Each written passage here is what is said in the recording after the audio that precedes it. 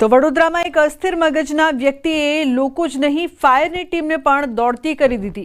અલકાપુરી વિસ્તારમાં એક વ્યક્તિ ઝાડ પર ચડી ગયો, જે બાદ સ્થાનિકોના જીવ અદ્ધર થઈ ગયા હતા। જે બાદ ફાયરની ટીમને જાણ કરતા ટીમે રેસ્ક્યુ ઓપરેશન હાથ ધર્યું હતું। તો પોલીસની ટીમ પણ પહોંચી હતી। જો કે રેસ્ક્યુ કરવા ગયેલી ફાયરની ટીમના જવાન સાથે પણ યુવકે ઝાડ પર ઝપાઝપી કરી હતી અને ઝાડ પરથી નીચે ન ઉતરવા જીદ કરી હતી। એટલું જ નહીં, ઝાડ પર બેઠા બેઠા તેણે ચા નાસ્તાની પણ ડિમાન્ડ કરી હતી।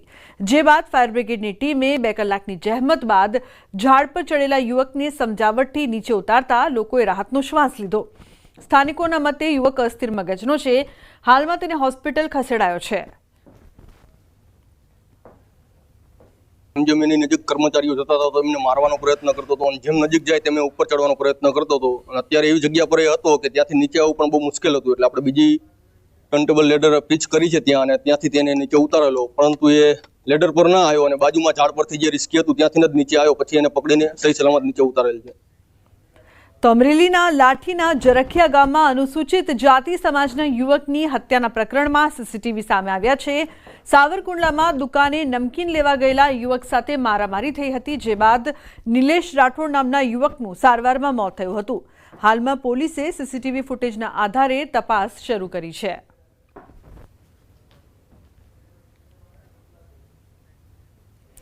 મહારાણા પ્રતાપની પ્રતિમા ખંડિત થતા લોકોમાં રોષ જોવા મળી રહ્યો છે। સુરેન્દ્રનગરના વઢવાણના ધોળીપોળ વિસ્તારનો બનાવ, સ્થળ પરથી પથ્થરો મળ્યા છે।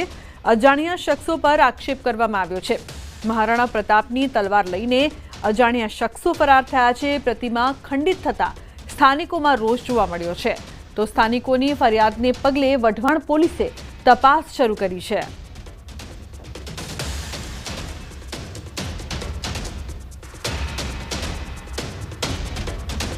નવસારીના તપોવન સંસ્કાર ધામમાં બાળકના મોતના મામલે પરિવારને ગંભીર આક્ષેપ। પરિવારે તપોવન સંસ્કાર ધામ ઉપર લગાવ્યા છે બેદરકારીના આક્ષેપ। હોસ્ટેલના વોર્ડનની બેદરકારીના સીસીટીવી ફૂટેજ સામે આવ્યા છે। વોર્ડને બાળકની તકલીફ સમજ્યા વગર જ તેની બાજુમાં પૂતળાની જેમ બેસી રહ્યો। 13 વર્ષીય મેઘ જૈન આખી રાત તરફડિયા મારતો રહ્યો, પરંતુ હોસ્પિટલ ન લઈ જવાયો। મેઘ જૈનના તરફડિયા મારતા સીસીટીવી સામે આવ્યા।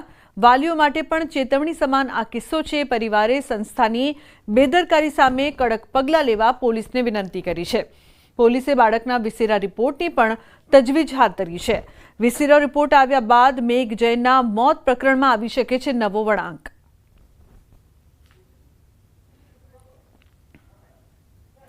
રાજકોટમાં એસટી ઉનાળામાં માલામાલ। રાજકોટ એસટીમાં ગયા વર્ષ કરતાં આ વર્ષે આવકમાં નોંધપાત્ર વધારો થયો છે, જેનાથી એ વાત પણ સાબિત થાય છે કે લોકોનો એસટી પરનો વિશ્વાસ વધ્યો છે અને લોકો ખાનગી બસ કરતાં એસટી બસમાં મુસાફરી કરવું વધારે પસંદ કરી રહ્યા છે। તો એસટી દ્વારા પણ અલગ અલગ બસ દોડાવવામાં આવી રહી છે। ઉનાળુ વેકેશન દરમિયાન 20.45 કરોડની રાજકોટ એસટીને આવક થઈ। આ ઉનાળુ વેકેશન દરમિયાન સૌરાષ્ટ્ર સહિત રાજ્યભરમાં કુલ 58,000 ટ્રીપ દોડાવવામાં આવી હતી, જેમાં 33.97 લાખ મુસાફરોએ એસટીની મુસાફરીનો લાભ લીધો હતો। ગયા વર્ષ કરતાં 30,000 વધુ મુસાફરોએ મુસાફરી કરી હતી। ગયા વર્ષે 20.31 કરોડ રૂપિયાની આવક થઈ હતી।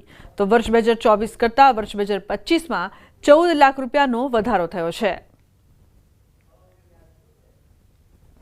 વેકેશન દરમિયાન છે એ મુસાફરીનું પ્રમાણ છે એ મુસાફરોનું વધી જતું હોય છે, તેને ધ્યાને લઈ અને આપણે એક્સ્ટ્રા સંચાલનનું પણ આયોજન કરેલું છે। અને ખાસ કરીને જે આપણે 2024ની સરખામણીમાં 2025ની જે આવકનો વધારો કહે છે તો 13 લાખ રૂપિયા જેવી આવક છે એ વધવા પામેલી છે।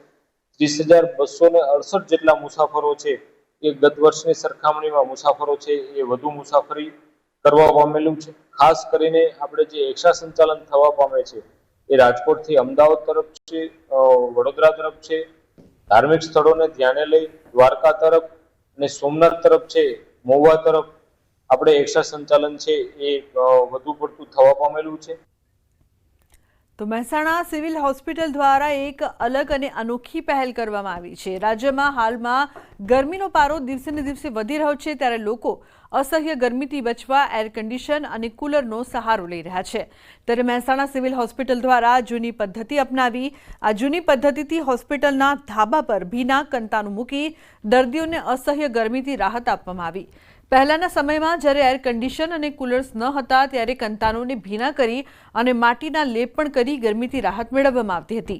અત્યારે પણ આધુનિક યુગમાં જૂની પદ્ધતિ કારગર નીવડી છે. હોસ્પિટલના દરેક વોર્ડમાં હોસ્પિટલ પ્રશાસન દ્વારા તમામ બોર્ડ અને ઓપીડી વેઇટિંગ એરિયામાં કુલ 17 જેટલા કુલરો મૂકવામાં આવ્યા. અમે છેલ્લા અઠવાડિયાથી રાઉન્ડ દરમિયાન એવું નોટિસ કર્યું છે કે જે ગરીબ દર્દીઓ આપણા ત્યાં જે આવતા હોય છે એમને જનરલ વોર્ડ જે આપવામાં આવતો હોય છે કે જ્યાં આગળ એસીની વ્યવસ્થા નથી, એવી જગ્યાએ અત્યારે બહુ જ ગરમી પડે છે, જેના કારણે ફર્સ્ટ ફ્લોર અને સેકન્ડ ફ્લોર પર તો એકદમ અસહ્ય થઈ જાય છે તાપમાન. એટલે અમે પહેલાં તો કુલર મુકાવડાયા. અઠવાડિયામાં અમે 16 કુલર મુકાવડાયા અને કુલરથી બી અમે નોટિસ કર્યું કે કુલરમાંથી પણ જે પવન આવતો હતો એ એકંદરે ગરમ પવન આવતો હતો. એટલે અમે 1-2 દિવસ ટ્રાય કર્યો કે અમારા ફ્રીઝરમાં બરફ મૂકી અને બરફ નાખ્યો કુલરની અંદર, એટલે ઠંડા પાણીની મદદથી કુલરની એફિશિયન્સી વધી ગઈ અને એનું ઠંડક રાખવાનું જે પ્રમાણ હતું એ ઘણું સારું જોવા મળ્યું. પહેલગામ આતંકી હુમલા બાદ ભારતીય સેનાએ પાકિસ્તાનને જડબાતોડ જવાબ આપ્યો હતો, જેમાં પાકિસ્તાનના આતંકી અડ્ડાઓનો સફાયો કરવામાં આવ્યો. ત્યારે ઓપરેશન સિંદૂરમાં સામેલ સુરેન્દ્રનગરના આર્મી જવાનનું સન્માન કરવામાં આવ્યું હતું. ધર્મેન્દ્રસિંહ પરમાર માદરે વતન પરત આવતા નિવૃત્ત સૈનિક સંગઠન દ્વારા સ્વાગત કરવામાં આવ્યું. તેમના અદ્ભુત સાહસ અને શૌર્ય માટે સેના દ્વારા પણ મેડલ આપી સન્માનિત કરવામાં આવ્યા. ચીફ ઓફ આર્મી સ્ટાફ દ્વારા કોમેન્ડેશન મેડલથી સન્માનિત કરાયા. ધર્મેન્દ્રસિંહ પરમારે એન્ટી ટેન્ક મિસાઇલથી ફાયર કરીને દુશ્મનોના અનેક બંકરોને ઉડાવી પોતાનું અદ્ભુત શૌર્ય અને પરાક્રમ બતાવ્યું હતું. આ ઓપરેશન સિંદૂરમાં હું એક એટીજીએમ યાની કે રોકેટ લોન્ચર ફાયરર છું.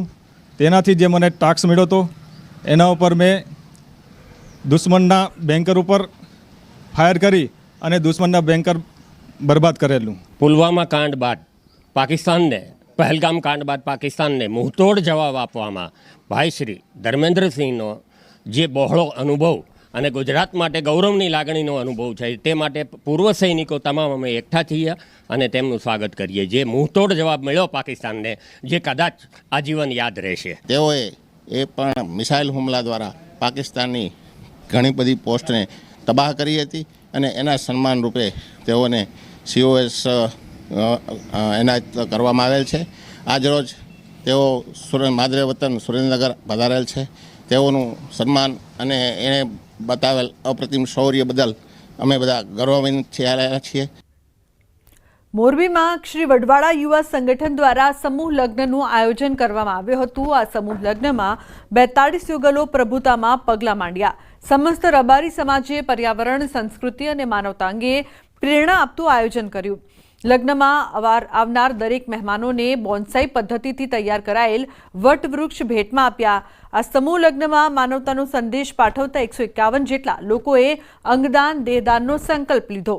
સમૂહ લગ્નમાં પ્રભુતામાં પગલાં માંડનાર દરેક યુવક યુવતીઓના ગામોમાં શ્રી વડવાળા યુવા સંગઠન દ્વારા 100 વૃક્ષો વાવવામાં આવશે.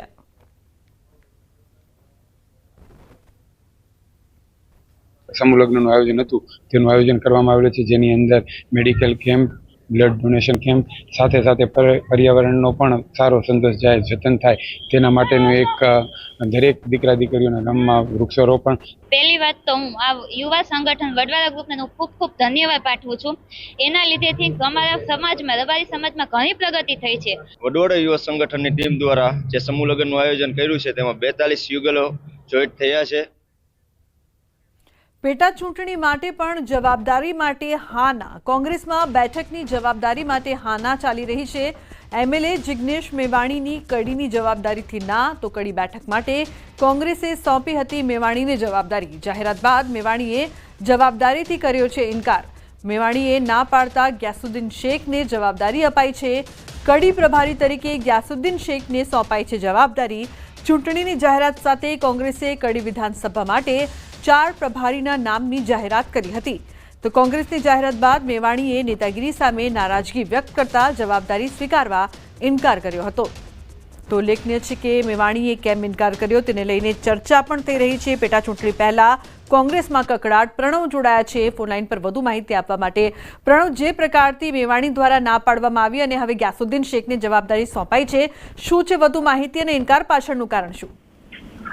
એક તરફ પ્રદેશ કોંગ્રેસ પ્રમુખ એમ કહી રહ્યા છે કે અમે 2 ચૂંટણીઓ જે છે કડી અને વિસાવદરને જીતવા જઈ રહ્યા છે, પરંતુ કોંગ્રેસનો જ કકડાટ છે તે ચરમસીમા ઉપર જોવા મળી રહ્યો છે અને તે પણ બહાર આવીને દેખાઈ રહ્યો છે. ખાસ કરીને જ્યારે કડીના પ્રભારી તરીકે જિગ્નેશ મેવાણીની પસંદ કરવામાં આવી હતી, ખુદ પ્રદેશ પ્રમુખે જાહેરાત કરી હતી મીડિયા સમક્ષ કે અમારા પ્રભારી રહેશે, પરંતુ જિગ્નેશ મેવાણીએ સ્પષ્ટ ના પાડી દીધી હતી કે કડીના વિધાનસભા જે બાય ઇલેક્શન છે તેની અંદર મારી જવાબદારી કોઈ નહીં રહે. તેના જ કારણે તાબડતોબ કોંગ્રેસ પ્રમુખે ગ્યાસુદ્દીન શેખને જવાબદારી સોંપી છે અને હાલ કડી જે વિધાનસભા પેટા ચૂંટણી થવાની છે તેની અંદર જે 4 પ્રભારીઓ છે તેની અંદર ગ્યાસુદ્દીન શેખનો સમાવેશ કરાયો છે. પરંતુ ચોક્કસ એ માની શકાય, એક તરફ જીતના દાવાઓ થઈ રહ્યા છે, બીજી તરફ કોંગ્રેસના જે નેતાઓ આમને સામને જોવા મળી રહ્યા છે. ખુદ જે કોંગ્રેસના કાર્યકારી પ્રમુખ પણ છે અને વડગામના ધારાસભ્ય પણ છે, એ ખુદ જિગ્નેશ મેવાણી હવે કદાચ પ્રદેશ પ્રમુખની આદેશ ઉપર જ તેઓ બાયો ચડાવ્યો હોય તે પ્રકારનો હાલ અહીં જોવા મળી રહ્યો છે. કદાચ આંતરિક કકડાટ ફરી વખત કોંગ્રેસ પાર્ટીનો ઉપર જોવા મળી રહ્યો છે. બિલકુલ પ્રણવ, જે પ્રકારથી પ્રદેશ પ્રમુખના નિર્ણય સામે વિરોધ કહી શકાય કે જિગ્નેશ મેવાણી કરી રહ્યા છે, શું તેમને કોઈ નારાજગી છે? ચોક્કસ એ જે સમાચાર મળી રહ્યા છે તે પ્રમાણે અમરેલીમાં જે એક દલિત